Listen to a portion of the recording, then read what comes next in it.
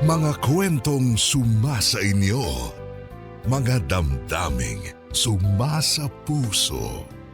Kasama si Tony Aquino. Sumasa puso.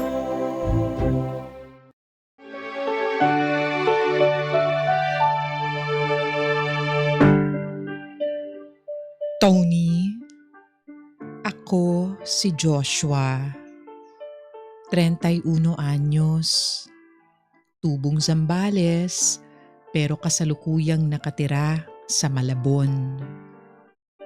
Gusto ko sanang ibahagi ang kwento namin ng aking nanay Mercy. Naniniwala ako na maraming mapupulot na aral ang inyong mga tagapakinig. Dahil ako nga mismo may bit-bit na aral mula noon hanggang ngayon. Single mother si Mama Mercy ko. Hindi ko na nakilala ang aking ama dahil ayon sa kwento ni Mama, nalulung daw sa mga masasamang bisyo ang tatay ko at nakagawa pa nga ng mga iligal na bagay. Kaya nagdesisyon si Mama na ilayo ako at palakihing mag-isa. Kasama namin sa buhay ang nakababatang kapatid ni Mama na si Tito Eman. Tulad ni Mama, mag-isa rin sa buhay ang tiyuhin ko. Silang dalawa ang nagpalaki sa akin. Pero hindi nga yata nalalayo ang bunga sa puno. Dahil habang lumalaki ako, tila nakukuha ko ang masamang pag-uugali ng aking ama.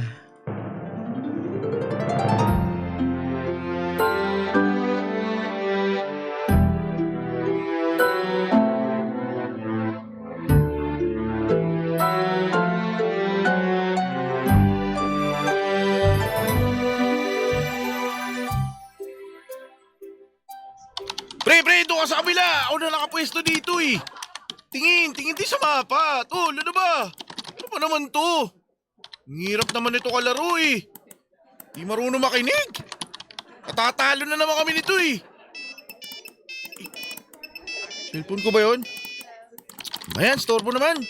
Lalaro yung tao eh. Hoy, bumalik ka na doon sa pwesto mo. Huwag ka dyan. Di nag-iisip to. Ana, namatay na tuloy ako. Wisit kasi itong tumatawag eh. Di tuloy ako makakonsentrate. Ano ba to? Si Mama lang pala. Hello, Ma. Joshua, anak. Asan ka? Alas 7 na ng gabi tapos na yung klase mo. Umuwi ka na. Ma, nasa computer shop pa ako eh. Gumawa ako ng assignment. May reporting. Reporting? Eh tungkol saan naman ang ire-report mo? Sa tungkol sa... Basta sa history, mga gera, ganyan. Joshua, ako nga wag mong pinaglololoko ha. Nasa computeran ka na naman para maglaro ano? Laro? Anong laro?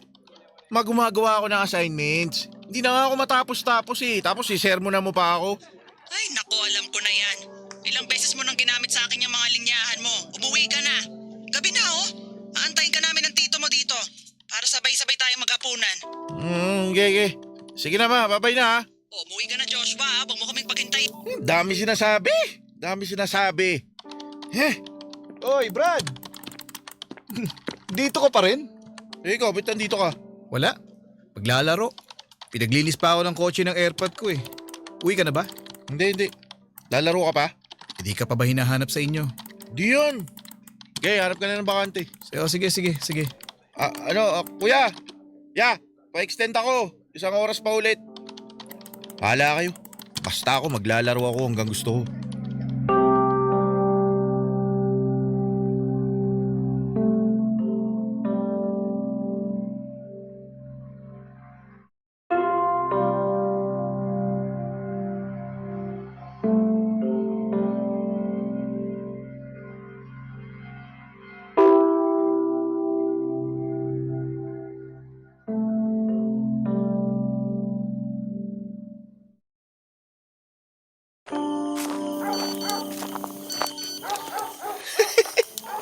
Siraulo talaga to si Emerson. Pa-GM pa. Gusto lang magpapansin sa crush niya. Nag-double send pa. Daming load ng loko. Ay, dito na pala ako sa bahay. Gising pa naman siguro si na mama. Ma! Joshua, bakit ngayon ka lang? Di ba sabi ko sa'yo umuwi ka na agad? Ang dami nga assignment, ma. Tigil-tigilan mo yung pagsisinungaling mo sa akin, ha? Inubos mo na naman yung allowance mo sa pagkukomputer, ano? O, tapos ano? Hihingi ka na naman sa akin. Alam mo, namimihasa ka na, ha? Pasok na ako sa kwarto ko. Joshua, wag mo akong talikuran. Kinakausap pa kita. Pagod ako, ma. Gusto ko na magpahinga. Pambihira ka. 10:30 na. Alam mo bang muntik na akong pumunta sa barangay para magpatulong na hanapin ka? Nakailang tawag ako sa'yo, hindi mo naman sinasagot. Bukas yun na ako, sermonan. Pagpahingahin nyo na muna ako. Pahinga. Pagod ka kaka-computer mo nang walang katuturang bagay. Bukas na, ma. Inaantok na ako. Buong araw kitang hindi nakita. Hinintay pa kita para maghapunan, oh. Kulit nyo naman, ma. Joshua, mag-usap nga tayo. Hindi na ako natutuwa sa'yo, ha? Panay ka na lang. Sabi na nga bukas na nga lang, ma. Bukas na kayo magalit sa akin. Bukas nyo na ako buhangaan. Inis! Hoy, Joshua! Inis talaga. Ganda-ganda na sana ng araw ko eh. Pagdating ko naman dito sa bahay, bubungangaan lang pala ako ni mama. OA, kala mo naman, laki na kasalanan ko. Bastos kang bata ka. Sumusobra ka na, ha? Ang lakas ng loob mong bagsakan ako ng pinto. Buksan mo to! Para makita mo hinahanap mo. Pwede ba? Tantanan nyo na ako. Pati kayo sumusobra na rin kayo eh. Ayoko nga kayo kausapin. Lubayan nyo na ako. Eman, kunin mo nga yung susi ng kwarto ni Joshua. Sige, subukan nyo pumasok. Maglalayas talaga ako. Maglalayas ako, ma. Hindi mo na ako makikita kahit kailan. Maglalayas ako.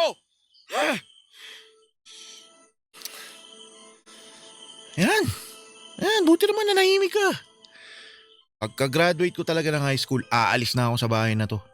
Wala na akong ginawang tama. Lagi na lang akong pinapagalitan. Mga maliliit na bagay, pinalalaki. Pagmumukhain pa akong masama. Hirap talaga pag may nanay kang pakialamere. Kulit talaga! Joshua! Eman, ako na. Bumalik ka na sa kwarto. Hindi. Ako harap sa lalaking to. Mukhang may pagmamalaki na. Ito! Halika nga dito. Ito! Ano, lalayas ka? Lalayas ka? Eh, di Ito! lumayas ka, ha? Ito! Tapang mo, ha? Kapal na mukha mong basusin yung mama mo? Bakit? Sino ka ba sa tingin mo, ha? May pagmamalaki ka na? Kaya mo na sarili mo? Ano, di mo na kami kailangan? Lalo na yung mama mo. Ano, magsalita ka. Huwag mo ako pinagdidilata ng ganyan. Sagutin mo ako. Ano, kaya mo na sarili mo? Lintik ang bata ka. Alam mo bang alalang-alala sa'yo yung mama mo? Hindi na siya nakakain ng hapunang kahihintay sa'yo. Tapos uuwi ka, ganyan yung asta mo. Alam mo, bilib din ako sa apog mo, no? Bakit di ko naman sinabi kay mama na hintayin niya ako ah? Aba, syempre. Dahil ang mama mo, gagawin ang kailangan niyang gawin kahit hindi mo sabihan. Di tulad mo. Joshua, pinapaalala ko lang sa'yo ha, high school ka pa lang. Hindi ka dapat nagmamalaki ng ganyan sa mama mo. Kahit ako, ni minsan, hindi ako nawalan ng respeto sa kanya. Dahil kung wala siya, wala tayo pareho sa mundong to. Alam mo si ating nagtaguyod sa akin, di ba? Nang mag-isa. Gaya ng ginagawa niya para sa'yo. Kaya hala, sige, lumapit ka sa mama mo, mag-sorry ka. Kung hindi ka hihingi ng sorry, di gawin mo na yung sinisigaw mo kanina. Maglayas ka at huwag ka na magpapakita sa amin kahit kailan.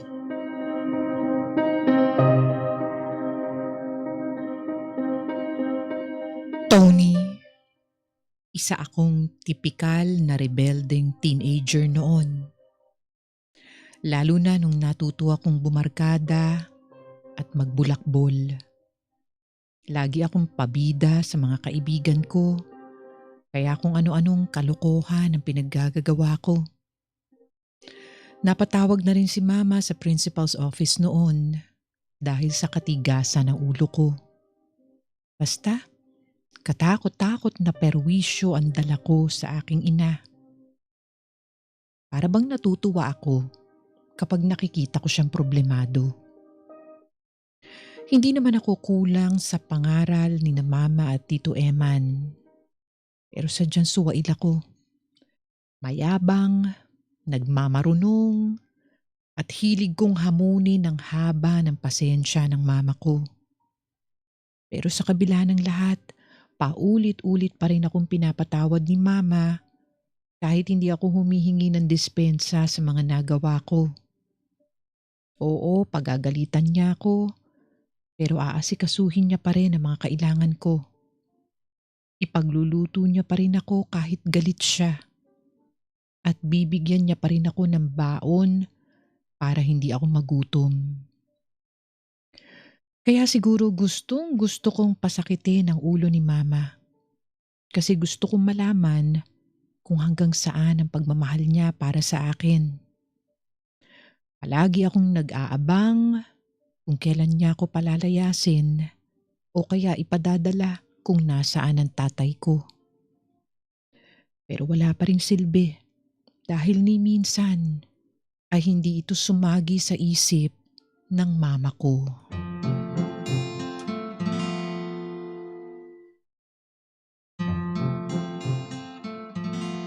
Anong oras nga ulit yung basketball natin mamaya? Alas 8. Alas 8? O sige, magpapaalam ako. Basta tayo-tayo lang ni na Emerson ha. Huwag mo na isama yung mga tropa ng kuya mo. Hirap kalaro ng mga yun, namimisikal. Oo nga eh. Di ko na nga kinakausap yung mga yun. Mayayabang. Ay, nga pala Josh. Oh, Nasabi mo na ba sa mama mo yung plano natin? Kasi si Papa, pupunta ng Maynila bukas. Isasabay ka na niya sa pagkuha ng forms, mga ganyan. At saka, kakausapin na rin niya si Tita Badet para bigyan tayo ng kwarto sa boarding house. ang totoo niyan, di ko pa nasasabi. Nag-ipon pa ako ng lakas ng loob. Oh, paano yan? Basta, kuha mo na lang ako ng mga form. Tsaka, damay mo na ako sa bed space. Bahala na kung papayag si mama o hindi. Importante, meron na akong form sakaling pumayag yun. Paano pag hindi pumayag si Tita? Di pipilitin ko. Pag ayaw talaga, madali lang naman magleyas eh. Basta, kupkupin mo ako ha. Raulo to. Pilitin mo na lang hanggang sa pumayag. Yay, bahala na. Huwag kang maglayas ha. Cargo pa kita. Yay. O sige. Nasaan na ba yung mga quiz ko nung nakaraang linggo? Dito lang yung sa lamesa ko eh. Kailangan ko pa naman yun para sa pagre-review. Joshua? Anong ginagawa mo? Wala tito, inaayos ko lang yung mga gamit ko. Okay, sige. Pagtapos mo dyan, pumunta ka na sa kusina. Nagluto ko ng merienda, pansit. Tsaka may pritong saging na saba. Yung mama mo pauwi na. Maaga nagsara ng parlor. May nilakad yata eh. Sige po. Eman? Oh, ayan na pala. Halika na. Mamaya na yan. Merienda muna tayo. Sige po. O ate, sakto dating mo. Katatapos ko lang magluto ng pansit. Tsaka yung paborito mo, saging na saba. Ay, buti naman. Nagugutom na ako. Ang dami kong pinuntahan. Saan ka ba galing ma? Ay, nak. Maupo ka, dali.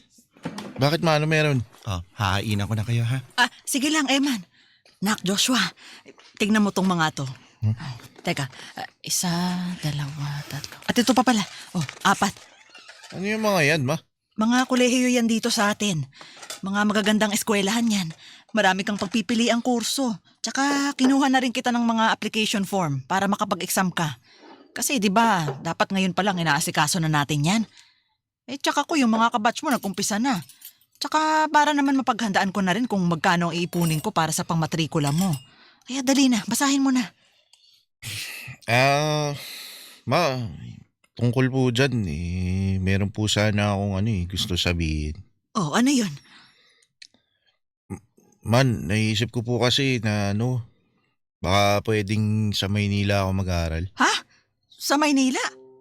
Opo. Hala ka Joshua, layo nun na. Si Eric po kasi yung best friend ko sa Maynila mag-aaral. Mag-a-apply siya sa mga university doon. Tapos, sakto naman na yung tiyahin niya nagpapa-bed space. Ginawang boarding house yung bahay sa amin. Sandali Joshua ha? Sandali lang. Gusto mong pumunta ng Maynila? Doon ka mo mag-aaral, ganon? Bakit? Dahil ba inaya ka lang ng kaibigan mo? Ma, hindi lang naman dahil sa inaya ako ni Eric eh. Siyempre, gusto ko rin talaga makapunta ng Maynila. Sa tanang buhay ko, isang beses pala ako nakapunta dun eh. Ganda dun ma, di ba? Mas maraming eskwelahan. Tsaka lahat ng oportunidad nandun. Matik, makakahanap ako agad ng trabaho pagka-graduate ko. Hindi. Hindi ka dun mag-aaral. Dito ka lang kung saan nakikita kita, nababantayan, at mas magagabayan kita pagkasama kita dito sa bahay. Tsaka pwede ba, mali yung pag-aakala mo na lahat ng oportunidad nandun sa Maynila. Akala ng marami magaan at masaya ang buhay dun. Pero hindi, Joshua. Hindi para sa mga saktuhan lang sa buhay tulad natin. Okay, maraming trabaho dun. Pero marami kayong mag-aagawan para makuha yun. Kaya hindi rin ganun kadali ang lahat. Mahihirapan ka lang. Saka ka na lumipat doon pag may karanasan ka na sa buhay. Pag naranasan mo ng kumayod at humawak ng sarili mong pera. Pero dahil bata ka pa, wag muna. Yan ka na naman, May. Oh, Joshua. Tito, hindi na naman ako pinakikinggan ni Mama eh. Gusto ko nga sa Maynila. Doon ko gusto mag-aral, doon ko gusto tumira, magtrabaho at mag-umpisa ng sarili kong buhay. Hindi ba pwedeng yung gusto ko naman, yung pangarap ko naman na masunod? Hindi yung puro kay Mama, ano yan? Joshua, hindi kita pinipigilan dahil sa gusto ko lang. Hindi ako sang-ayon sa'yo kasi alam kong hindi yun ang nararapat. Mahirap ang buhay sa Maynila lalo na't hindi mo naman gamay ang pamumuhay doon. Paano ko naman kasi malalaman, kinukulong niyo ako dito? Anong kinukulong? Natatakot kayo kasi wala ako masyadong alam. Sino ba may kasalanan nun? Kayo din naman, di ba? Pilit niyo ako inahawakan sa liig. Dinidiktahan niyo ako sa lahat ng bagay. Paano ako matututo kung hindi ko mararanasan yung mga dapat ko maranasan? Kung magkakamali ako, hindi magkamali. Doon ako lalago bilang tao. Kaya lang di na nga mangyayari kasi kayo lagi nasusunod. Nakala niyo buhay niyo yung nakasalalay. Oy Joshua, kumalma ka lang. Binabastos mo na naman ang mama mo. Yan, isa pa yan. Sinasabi ko lang yung opinion ko, pambabastos na agad. Kasi tinataasan mo ng boses si ate. Alam mo, konti na lang ngungud-gud na kita dito sa pansit Man, kumalma ka nga rin. Hindi, itong anak mo Natake na naman ng pagiging bastos. Kailangan yata niya ng anger management Huwag mo na lang kayang pag-aralin ng kolehiyo mabuti pa. Feeling aping-api. Napakaswerte na nga na makapag-aral siya. Hoy, Joshua, hoy. Oo, hindi mo utang na loob sa mama mo na pinag-aaral ka niya ha. Pero wala ring masama kung matuto ka magpasalamat. Yung i-appreciate mo man lang ba na mag-isa kang tinataguyod ni ate? Hindi biro ang mga kailangan niyang gawin para lang mabigay sa yung mga pangangailangan mo. Di daw utang na loob kung mangonsensya ka, wagas. Sama, ha? O di sige, magkampihan kayo dalawa. Ako na yung talo. Ako na naman yung mali. Ako na yung walang ginawang tama sa paningin nyo. Joshua, makinig ka muna sa akin. Hindi, pero ito lang ma. Kung ikaw ang dami mong hirap kuno na pinagdaanan sa pagpapalaki sa akin, sana isipin nyo rin yung side ko. Tingin nyo ba madali maging anak nyo? Pues para sabihin ko sa inyo, hindi. Nabibigay nyo lang yung tirahan, pagkain, damit, mga ganyan. Pero yung puwang sa buhay ko, hindi nyo magawang mapunan. Hindi ngayon at baka hindi na kahit kailan. Sana talaga lumaki na lang ako sa poder ng tatay ko Huwag mong sasabihin yan Hindi mo kilala ang tatay mo. Oo, hindi talaga. Nilayo mo ako sa kanya Kasi isa siyang... Pero alam nyo, siguro mas masaya ang buhay ko kung siya yung kasama ko. Kasi lalaki rin siya. Tsak maiintindihan niya yung nararamdaman ko, hindi katulad nyo. Naririnig nyo lang ako nagsasalita pero hindi nyo pinakikinggan yung totoong saloobin ko. Makaalis na nga. Tik na bata to. Hoy Joshua! Bumalik ka dito! Bibigwasan kita!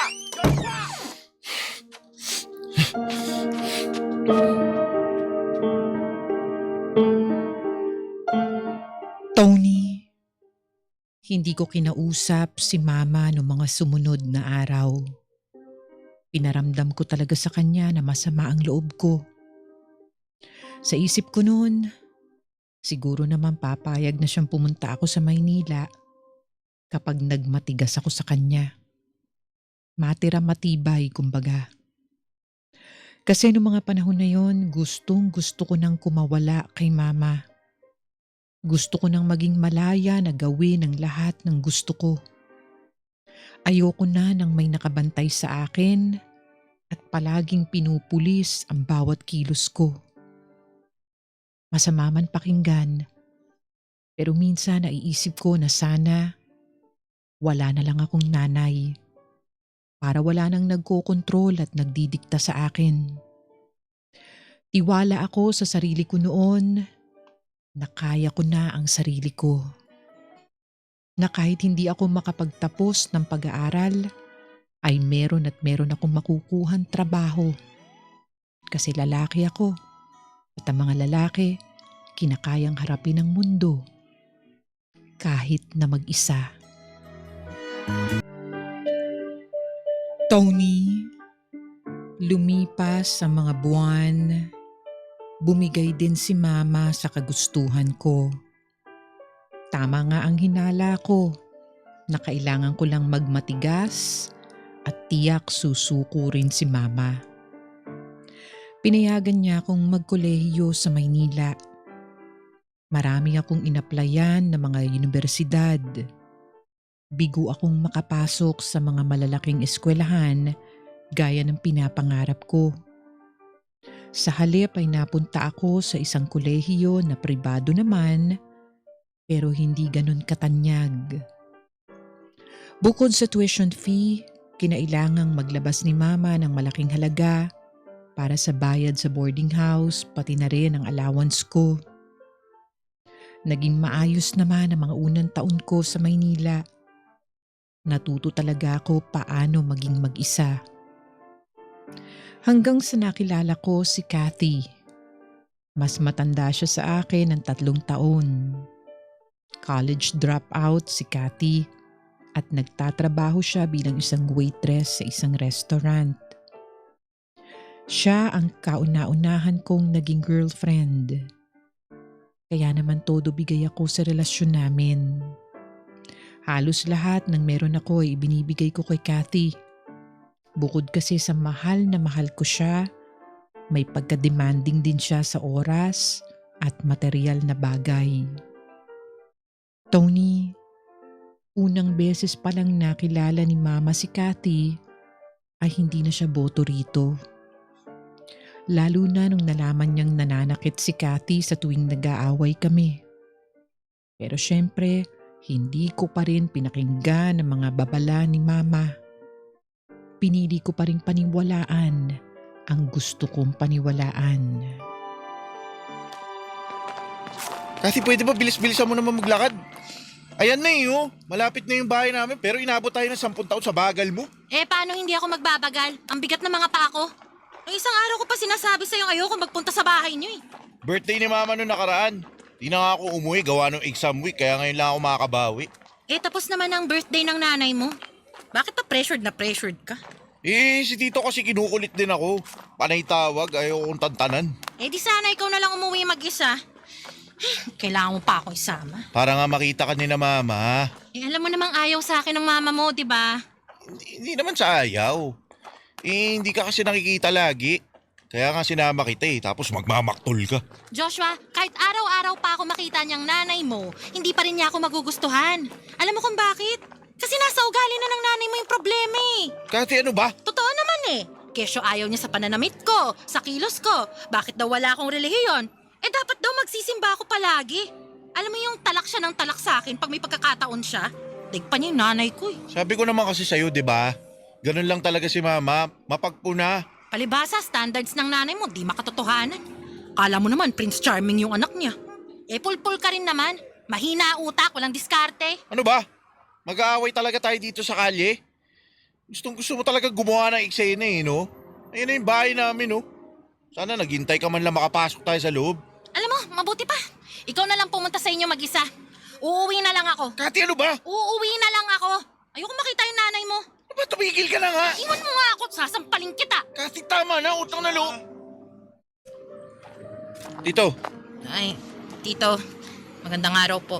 Ano pang ginagawa niyo dyan sa labas? Nagtatalo ba kayo? Ay, naku tito, hindi po, may nagkukulitan lang po kami ni Joshua. opo Tito, wala naman kaming... Hindi naman kami nag-aaway. O kung wala naman pala kayong problema, pumasok na kayo sa loob. Kanina pa kayo hinihintay ng mama mo. Opo. Susunod na po kami. Joshua, Po. wala.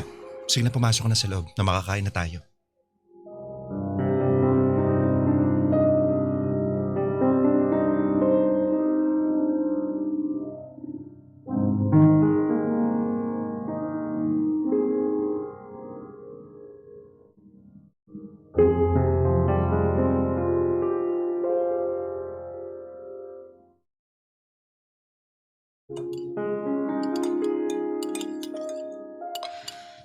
Oh, nako. Magkaning ka pa. Dagdagan mo yung nasa plato mo. Oh, tsaka ulam. Ma, tama na. Ang dami na eh. Kumain ka ng maraming ulam. Baka yan, oh. Ang tagal kong pinalambutan yan. Oo nga ate, pagkagat mo pa lang parang natutunaw na. Oh, di ba? Ay, kaya Joshua, kain lang ng kain. Nangangayayat ka na, nako. Nangangayayat daw. Kasi, ano ba? Kumakain ka ba ng tama sa boarding house nyo? Dinagdagan ko yung allowance mo, ha? Para makabili ka ng matinong pagkain. Eh baka puro ka lang instant noodles, ha? Masama yun sa katawan, Joshua. Mabuti pang bumili ka na lang ng ulam sa karinderya.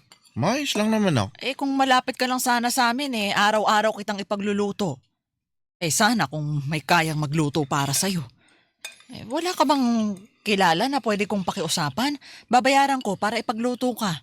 Sa boarding house nyo, kahit yung landlord man lang. Oh, narinig mo yun? Kathy, Ikaw ba, Kathy, marunong ka bang magluto? Nagawa mo na bang ipagluto ng kahit anong ulam si Joshua? Baka ikaw pwede ka. Bayaran na lang kita. Joshua. ma, hindi marunong magluto si Kathy, sorry. Kahit pritong itlog? O pritong isda man lang? Ma, tama na. Di talaga nagluluto si Kathy. Lumaki ka ba na maraming kasambahay, Kathy? Ma, Anong masama sa tanong ko, Joshua? Sa kinikilala ko lang naman tong si Kathy, Minsan ko lang siyang makita at makausap, pero wag na nga kasi. Kumain na lang tayo, pwede? Aba, Joshua, huwag mo kong pinipigilang magtanong tukol kay Kathy.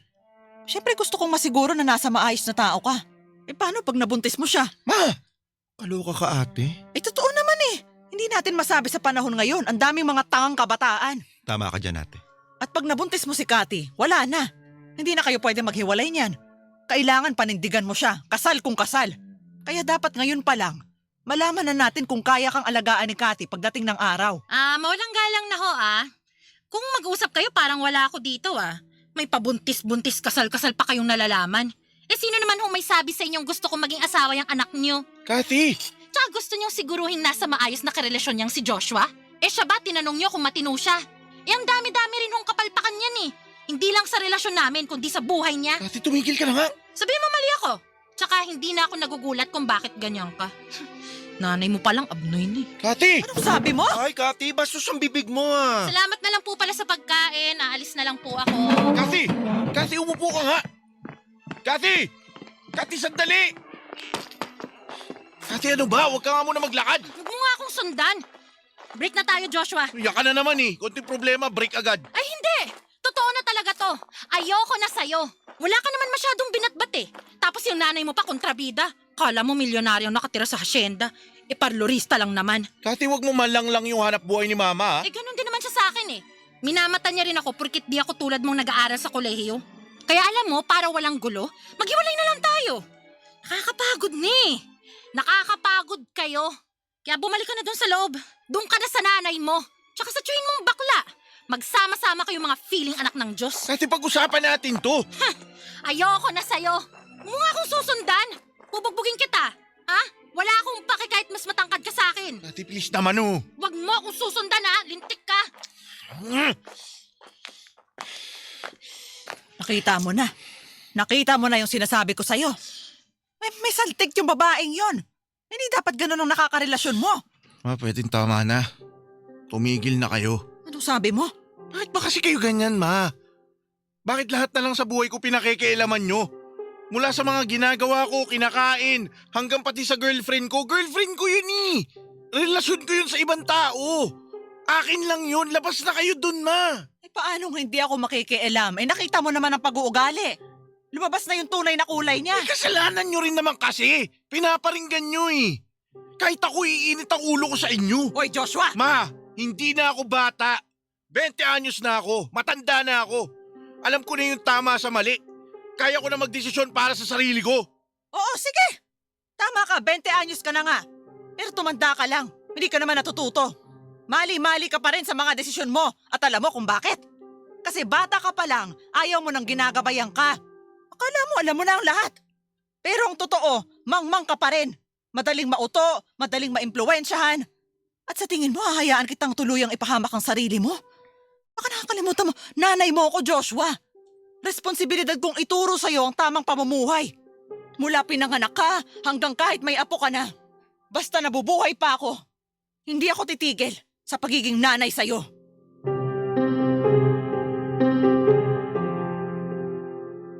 Tony, kalauna naman ay naghiwalay din kami ni Kathy. Nahuli ko siya na may ibang lalaki. Pero hindi ko na ito sinabi kay Mama. Ang ginamit ko na lang na dahilan ay kunwari, naging LDR kami ni Kathy. Kahit hindi naman. Nagsinungaling ako dahil ayokong gamitin ni Mama sa akin ang katagang, sabi ko sa iyo Kumbaga ayokong lumabas na tama siya at mali ako. Lumipas sa mga taon, nakapagtapos ako ng kolehiyo. Nanatili ako sa Maynila para magtrabaho. Pero tama nga ang sabi ni Mama. Matindi ang kompetisyon dito. Hindi sapat na college graduate lang. Tinitingnan din nila kung saang eskwelahan ka nang galing. Graduate ako ng IT, pero wala akong makuhang trabaho noon. Kaya napilitan ako na maging isang waiter sa isang resto bar sa Malate, Maynila. Hindi gusto ni Mama ang pinasok ko, pero wala akong pakialam. Sa isip ko talaga noon, paninindigan ko ang mga desisyon ko sa buhay. At darating ang araw na makukuha ko rin ang paghanga ni Mama. Ma'am, teka lang po ha. Bakit niyo po binibigay sa akin yung huling sweldo ko? Tinatanggal niyo na po ba ako? Oo eh. Huwag kang mag-alala.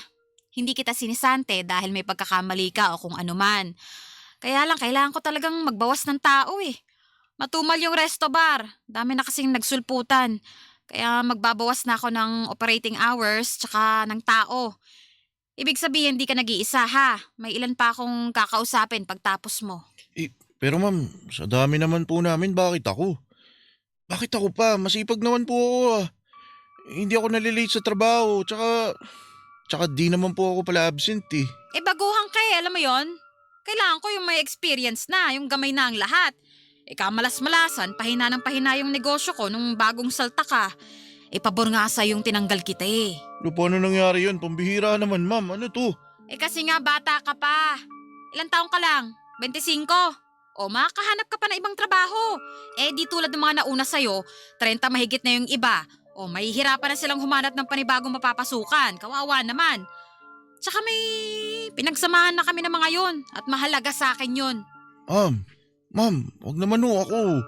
Kailangan ko ng trabaho eh. Hindi po ako pwede mawalan, ma'am. Kakasabi ko lang eh. Paniguradong makakahanap ka kaagad. May itsura ka pa naman. Kaya-kaya mo yan. Ma'am, nagmamakaawa po ako. Kailangan ko po itong trabahong to eh. Kaya nga ako napunta sa ganitong trabaho kasi walang oportunidad eh. Nakatapos ako pero walang gustong tumanggap sa akin. Swerte nyo na nga na overqualified ako eh. Aba. Pinagmamalakihan mo ko? Hoy Joshua, ipapaalala ko lang ha. Ikaw ang may kailangan sa akin, hindi akong may kailangan sa'yo. At tatapatin na kita ha. Wala akong pake kahit 10 beses ka pang nagtapos ng kolehiyo. Dito sa resto bar ko, ang kailangan ko abilidad, diskarte, karisma at madaling pakisamahan. Questionable lahat yun sa'yo. Hindi ka nga nalilate at uma-absent, pero ang dami mo namang kapalpakan. May nalilimutan kang order. May nababasag ka kundi baso, plato. Tapos meron pang nalimutan mong singilin yung customer. Natakasan ka tuloy kundi ka ba naman eengot-engot eh. Ma'am, hindi naman na po naulit yun eh. Hindi nga dapat nangyari yun eh. Kaya sige na, kunin mo na yung sweldo mo at umalis ka na. Ma'am, labago sa batas tong ginagawa nyo. May pinirmahan ka bang kontrata? Meron ba? Regular na empleyado ba kita? Rumaraket ka lang dito, Joshua. At para sa isang rumaraket, hindi ka na dapat dumadaldal pa. Dahil pasalamat ka nga at nakakakain ka pa ng dahil sa trabahong binigay ko sa'yo eh. Kaya huwag ka lang kuda dyan. Umalis ka na. Bago pa kita ipakaladkad sa mga bouncer ko ha.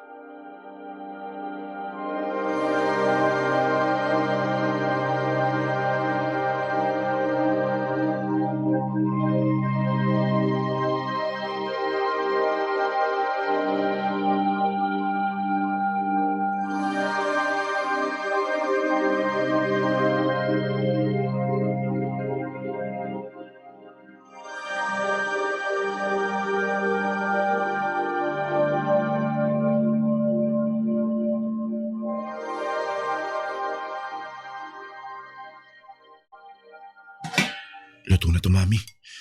Buti may natira pa akong isang pakete. Gutom na ako.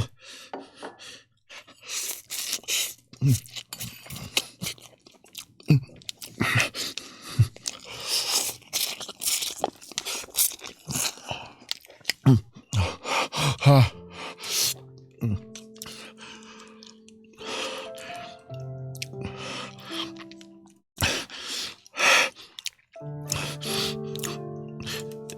Si Mama. Nasaan si Mama?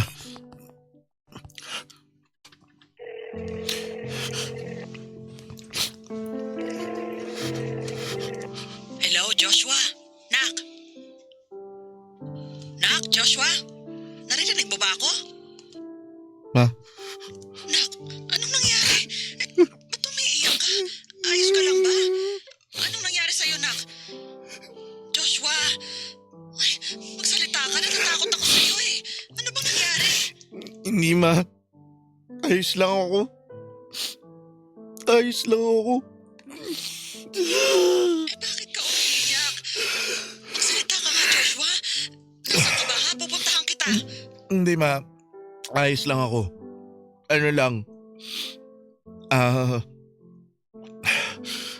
Pagod lang ako, Ma.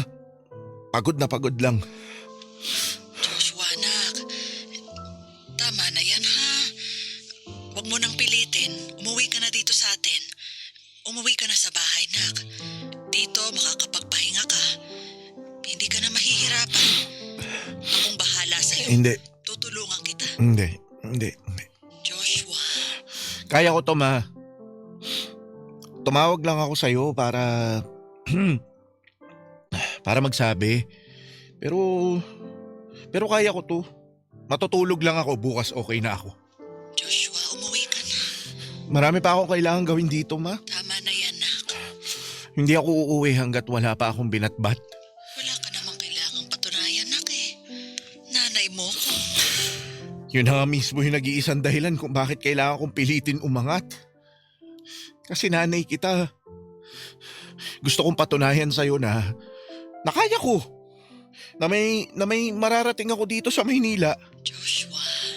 Na magiging proud ka rin sa akin. Anak, ano ba? Proud ako sa'yo. Kaya malaki ang sweldo mo, wala kang trabaho. Nakapagtapos ka ng pag-aaral, Joshua. Yun pa lang, proud na ako sa'yo. Huwag na tayo maglokohan, Ma. Alam kong hinihintay mong kainin ko lahat ng mga pinagsasasabi ko sa'yo. Joshua naman, hindi ako ganong klaseng nanay. Kung meron man akong hinihintay, yun na yung umuwi ka. Ang tagal-tagal na nating hindi nakikita. Gustuhin ko mang pumunta dyan eh. Hindi ko naman alam kung nasan ka. Ganito na lang, Ma. Basta, taga mo to sa bato. Aasenso rin ako.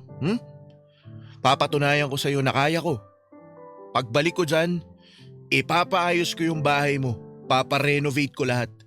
Tapos yung parlor, lilipat natin sa mas malaking pwesto. Ay, Joshua, hindi ko naman kailangan ng mga yan. Kung sakali, malay mo, mabili ko yung katabing lupa. Diba? Joshua. Basta, Ma, pinapangako ko yan, ha? Tandaan mo lahat ng sinabi ko. Singilin mo ako pagkalipas ng ilang taon. Naintindihan mo, Ma? Ha? Ma, Oo na. Basta umuwi ka dito, ha? Pag pwede na, o pag kailangan mo ng pahinga. sige, Ma. Bye na. Nak,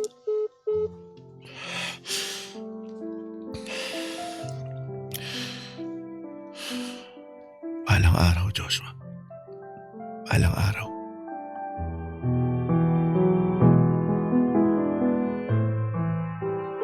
Tony, hindi ko malilimutan ang araw na yun.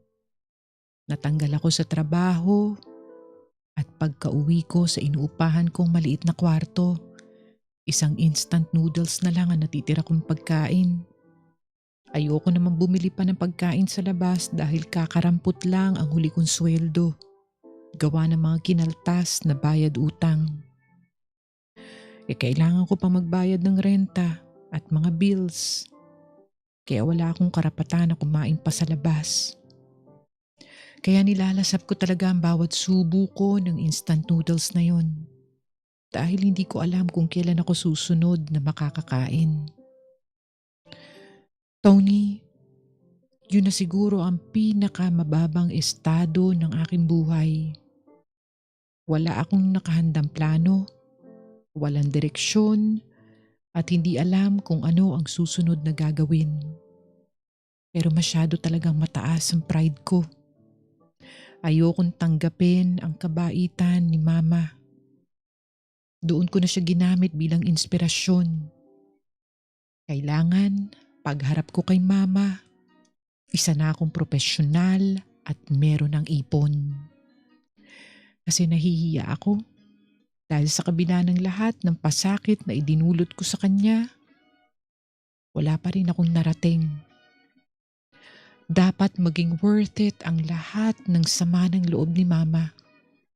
Dapat makabawi ako sa kanya sa paraan na hindi niya inaasahan.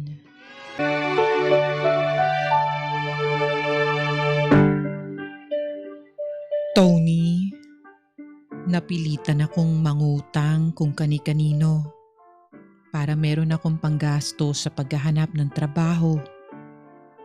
Naging waiter ulit ako sa isang magandang restaurant hanggang sa lumipat ako sa pag-aahente sa real estate.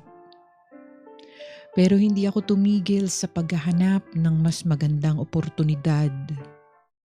Sa awa ng Diyos, natanggap ako sa isang malaking insurance company. Doon na kahit papaano nagbago ang aking buhay.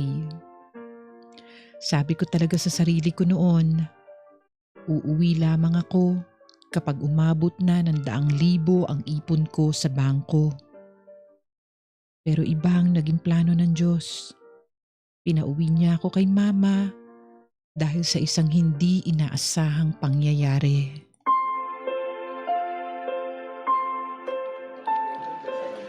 Yes po sir. 10% discount, guaranteed po yan. Ano sir, apply na po natin? With your credentials naman po, mabilis naman pong ma-approve eh. Okay sir, sige po. Ako pong bahala. Bali ipaprocess lang po, then tatawagan ko kayo ulit. Yes sir. Thank you sir, thank you. Ay, salamat naman pumayag din. Ang hirap kumbinsihin. Teka nga, ayusin ko na itong mga na-close ko for today. Si Tito Eman tumatawag. Hello? Kumusta paborito kong tito? Joshua, nasan ka? Nasa trabaho po tito. Bakit po? Busy ka ba? Nasa meeting ka ba? Wala ka bang importanteng ginagawa? Ayos lang naman po tito. Ano ba natin? Joshua, hindi ko alam kung paano ko sasabihin eh. Tito, bakit kayo umiiyak? Ano po ba nangyari? May nangyari po ba kay mama? Nasa ospital kami, Nak. Ano nangyari? Ayos lang po ba si mama? Nasa ICU siya. Sa ICU? Inatake siya sa puso. Ano? Ang pangit na pagkakabagsak niya, kaya yun. Puso tsaka yung bagok sa ulo niya yung ginagamot. Alanganin daw yung lagay ni ate. Teka. Pupunta ako dyan, tito. Uwi ako. Sa ospital yan? Yung malapit sa simbahan? Oo, Nak. Sige. Excuse me.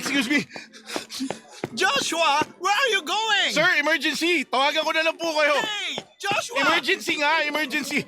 Excuse me. Magsitabi nga kayong babagal eh. Tabi!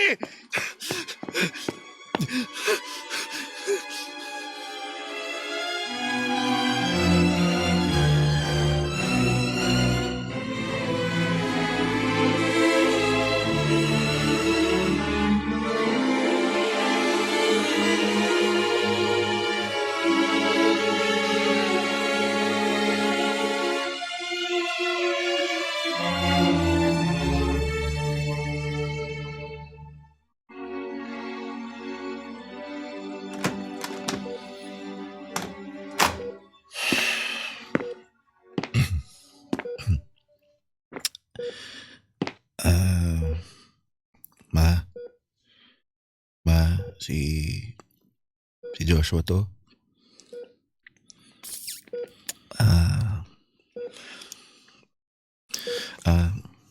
Dito na ako, ma. Dito na ako. Ano ba kasing ginawa mo, ha? Bakit ka inatake sa puso? Di ka siguro nag-iingat sa mga kinakain mo. Sabi ko naman sa'yo, di ba? Tanda ka na. Dapat talagaan mo na yung sarili mo. Yan tuloy. Ay kakatuloy dyan. Dami nakakabit sa'yo. Pero ma, narinig mo ba ako, ma? Ma? Ma? Lumabang ka, ha? Hindi ka pa pwedeng mamatay. Hindi pa pwede, ma. May utang pa akong kailangan bayaran sa'yo. At gusto ko gising ka. Nagsasalita. At magaling na. Bago kita bayaran. Malaking halaga yun, ma. Naipon nyo ng ilang taon. Kaya ma, huwag kang bibitiw. Hindi pwede. Kailangan mo malagpasan yan. Dahil hindi rin kita pakakawalan, ma. Hindi kita palalayain. Kailangan mabuhay ka. Kasi ma, kailangan pa kita eh. Kailangan pa kita, ma. Marami pa akong di alam. Marami pa akong kailangan matutunan. Kaya,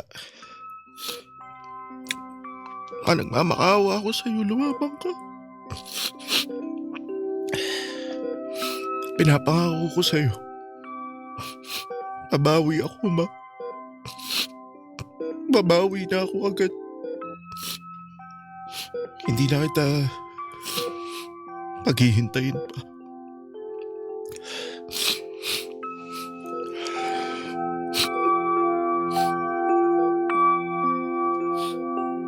Tony, dalawa ang binabantayan noon kay Mama. Yung lagay ng kanyang puso at utak. Dahil bukod sa atake sa puso, nagkaroon din ng hemorrhage si Mama. Gawa ng pagkakatama ng kanyang ulo sa sahig nung mawalan siya ng malay. Comatose si Mama at kinailangang manatili sa ICU ng ilang araw. Kalauna naman ay inilipat na siya sa isang pribadong kwarto. Pero ganun pa rin ang kalagayan niya. Wala pa rin siyang malay. At hindi pa rin matiyak ng mga doktor kung makaka-recover pa ba si Mama o hindi na. Tony, doon na talaga bumaligtad ang aking buhay. Doon ko na naamin sa sarili ko na hindi naman talaga ako galit kay Mama. Pinipilit ko lang siyang magmukhang masama sa isip ko para yun ang magamit kong palusot sa mga pinaggagawa ko. Doon ko na lang din napagtanto na mahal ko Mama ko. Gusto ko lang makuha yung tiwala at paghanga niya sa akin. Kasi kahit bungangera ang Mama ko, napakabuti niyang tao. Magaling din siya sa buhay at yun ang gusto kong higitan o kahit pantayan man lang. Tony, lahat ng mga pagkakamali ko ay isa-isa ko nang natanggap nung nakita ko ang Mama ko na nakaratay sa kama at nag-aagaw buhay.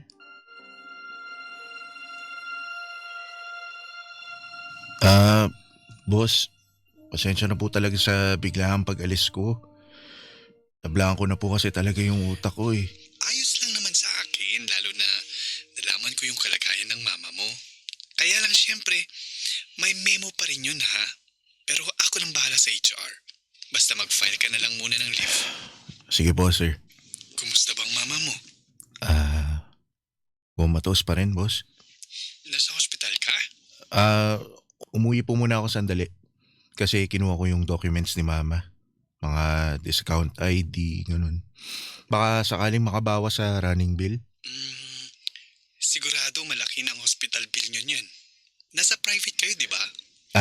Yes po boss. Di ko na po napalipat sa public kasi maselan po yung kalagayan ni Mama eh. Kaya naisip ko bahala na. Ganito. Mag-i-inquire ako sa HR kung anong pwedeng maitulong namin. I'm sure meron yan. Tsaka pati na rin mga coworkers mo. I'll organize a fundraising. Kahit dito lang sa opisina. Pati mga higher-ups kakausapin ko rin. Thank you po boss. Thank you po. Malaking tulong po yun. Sige. Balitaan kita ha? I'll call again. Sige po boss. Salamat po. Okay, bye.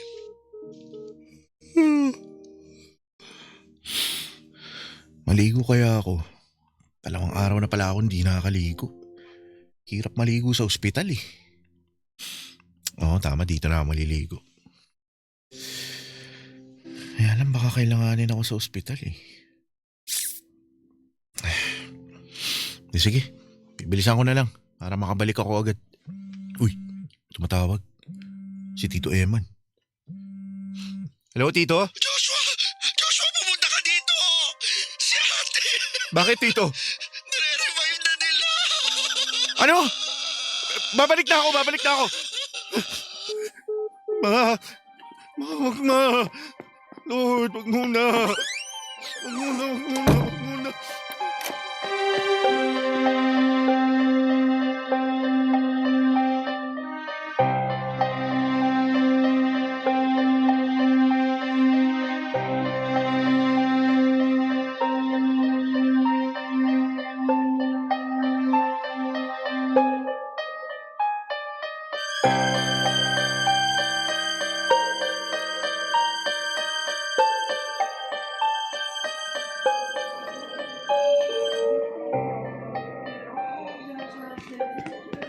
Tito! Tito! Asan si Mama? Ano nangyari? Tito! Si Mama, ano nangyari? Matatagal mo. Hindi.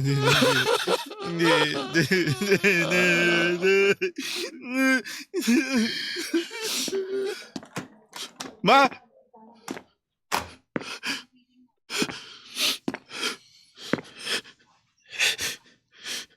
Ma! Ma, gising ma! Ma! Ma! Ma! Ma, gumising ka ma! Ma! Ma, idilat mo mga mata mo ma! Ma! Hindi ka pwedeng mamatay ma! Hindi! Hindi ka pwedeng mamatay! Hindi ka pwedeng mamatay! Ma! Ma! Ma! Mama! Gumising ka ma! Gumising ka ma! May pera na ako ma! May ibon na ako! Pwede na ako umuwi sa atin! Pangako hindi na ako aalis! Gumising ka lang ba? Gumising ka lang! Nangako ka, di ba? Hintayin mo ako! Eto na ba? Pwede na! Uuwi na ako sa atin! Gumising ka lang ba?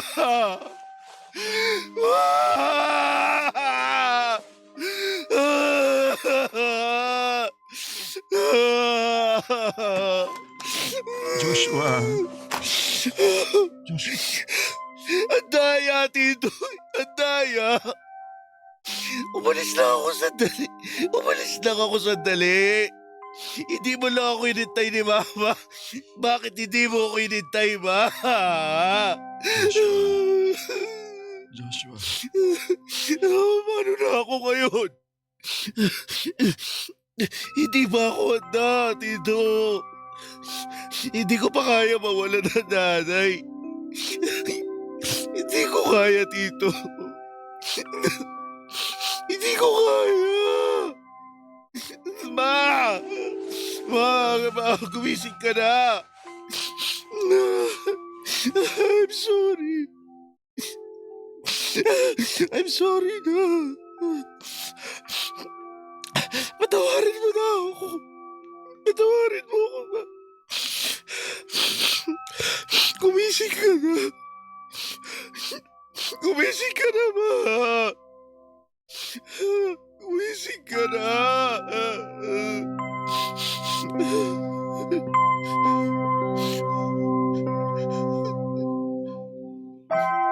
Tony, wala na akong nanay. Hindi na niya nahintay ang pagbabago ko.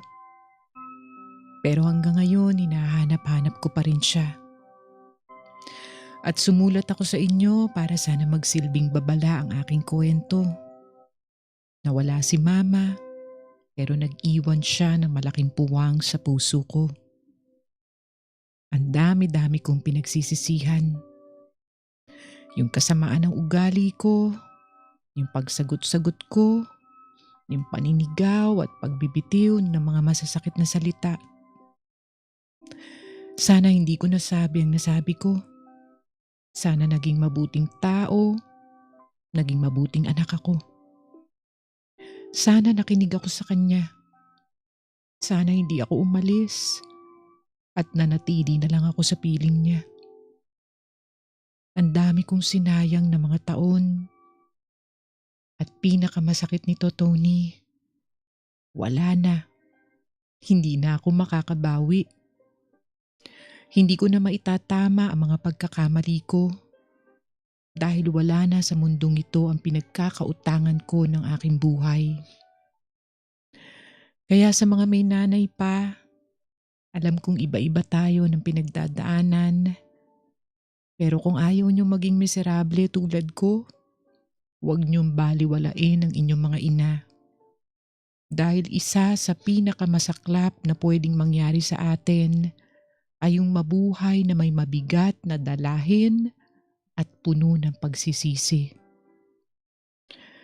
Tony, ang tanging magagawa ko na lang ay hintayin ang panahon na kunin na rin ako ng Diyos. At pangako, pagkarating ko ng langit, si Mama ang una kong hahanapin. Tatakbo ako sa kanya. Yayakapin siya ng mahigpit. Saka hihingi ng tawad. Hanggang dito na lang at salamat sa pakikinig sa aking kwento. Sumasa puso, Joshua. Sumasa puso sa Super Radio DZBB. Kasama si Tony Aquino. Sumasa puso.